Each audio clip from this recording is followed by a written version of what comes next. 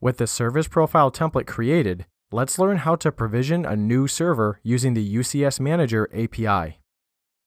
Now that we've got our service profile template set up and our DevBox has VPN'd into DevNet, let's open the makeserviceprofiles.py script. This is a pretty simple script as we only need the requests library along with XML2Dict, providing an easy way to transform XML into JSON and vice versa. Before we jump into the main function, notice this num_sp constant. This is a quick way to edit the number of service profiles, or SPs, we want to create. Using a single API call, we can provision multiple servers, which we'll see later. In the main function, I create a string that contains XML formatted data.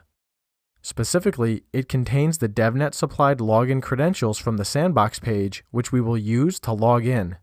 Here's a documentation screenshot that shows the XML structure, but I've collapsed it into one line for brevity. I've written a helper function to simplify interaction with the UCS Manager API, so let's explore that quickly.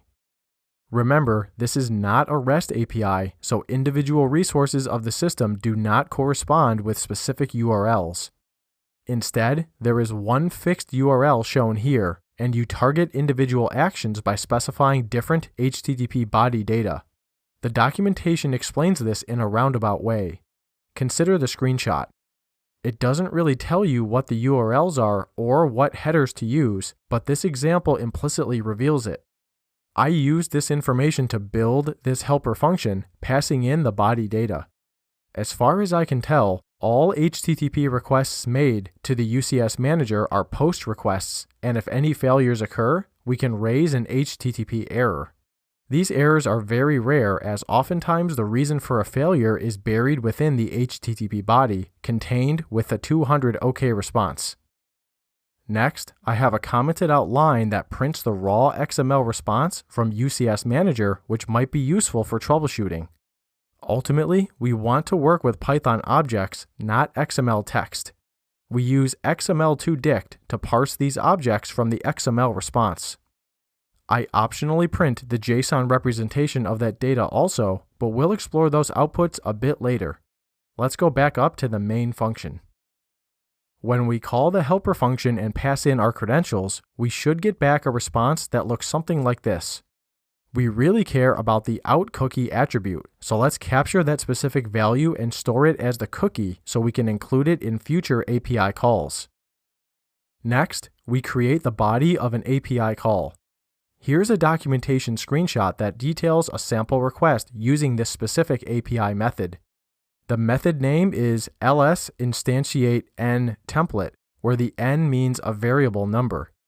Using a multi-line f string, I substitute in our cookie, then our number of service profiles to create. Each profile will be prefixed with the string sp, so if we create 3 new service profiles, we should end up with sp1, sp2, and sp3. Also notice that we have to tell the API which template to use, and in this case, we choose Globo Template, using its distinguished name. That's why we needed to create the template first in the previous clip. Once complete, we use our helper function to issue an API call using this XML body. Once that's done, we can iterate over the output returned by the UCS Manager to see all the new SPs that were added. I'm just printing out the distinguished name and unique identifier values. This serves as a quick sanity check to confirm the addition of the service profiles. To better understand those data structures, let's take a look at the reference files. I've included both XML and JSON variants, but let's stick to JSON because it's just easier to read. First, this is a sample login response. Notice the outCookie is used for authenticating all future requests. We extracted this value early in the script and stored it in the cookie variable.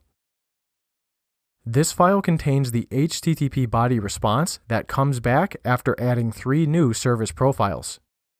The ls server key contains a list of dictionaries, 1 per service profile. The individual distinguished names will show the SP name, such as SP1 shown here. Also, I'm including the unique internal ID just to pick another value. You can clearly see there are many details here to explore. Let's run the makeserviceprofiles.py script and add 3 new service profiles from the Globo template. In response, we get 1 line per new SP created, which makes sense given the simple for loop at the end of our script. We added 3 new SPs with numbers 1 through 3, each one with a unique ID as well. Let's confirm they were added by checking the UCS Manager web interface again. Even without refreshing, we can see all 3 service profiles within our root organization. These can later be assigned to specific servers.